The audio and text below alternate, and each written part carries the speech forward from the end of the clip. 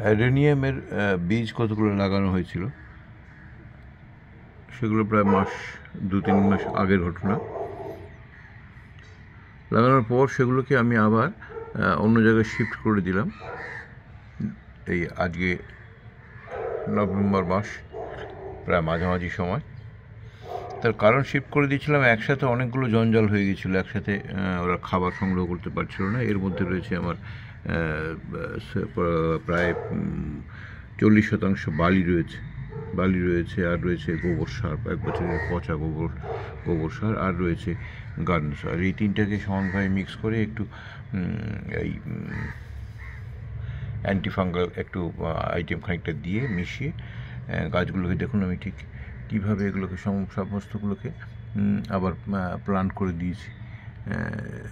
এখান থেকে এবারে গরমকাল আসছে, গরমকালে এই শীতকাল আসছে, শীতকালের পরে গরমের সময়, এখন আর এটার বার বৃদ্ধি হবে না, তাই এভাবেই এখানে থাকবে। ঠিক যখন বাড়বে গরমকালে, তখন আরেকবার আমরা দেখবো যে কতটা বড় হয়েছে।